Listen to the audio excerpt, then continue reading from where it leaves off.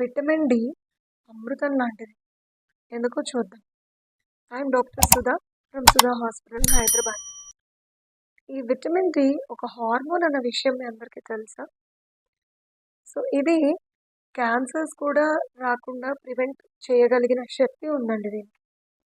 అదెలాగంటే, ఈ vitamin D immune రెస్పాన్స్‌లో కూడా improvement తీసుకొస్తుంది. అండ్ నెక్స్ట్ ఇది మన బాడీలో ఇన్‌ఫ్లమేషన్‌ని తగ్గిస్తుంది. అండ్ కొన్ని హార్మోన్స్ రెగ్యులేషన్‌కి హెల్ప్ చేస్తుంది. సో, ఫైనల్లీ ఇన్ని వర్క్స్ చేయడం వల్ల కొన్ని రకాల క్యాన్సర్స్‌ని కూడా ప్రివెంట్ చేస్తుంది. కొంతమంది ఇన్‌ఫర్టిలిటీ తోటి బాధపడుతుంటారు. అలాంటి వాళ్ళకి హార్మోన్ ఇంబాలెన్స్ ఉండొచ్చు. పీసీఓ ఇష్యూస్ ఉన్న వాళ్ళకి. సో, ఈ విటమిన్ డి ప్రాపర్‌గా ఉన్నప్పుడు ఆర్ సప్లిమెంటేషన్ ద్వారా ఈ హార్మోన్ రెగ్యులేషన్ అండ్ పీసీఓ వాళ్ళకి ఇది హెల్ప్ అయ్యి వాళ్ళకి ప్రెగ్నెన్సీ రావడానికి ఉపయోగపడుతుంది.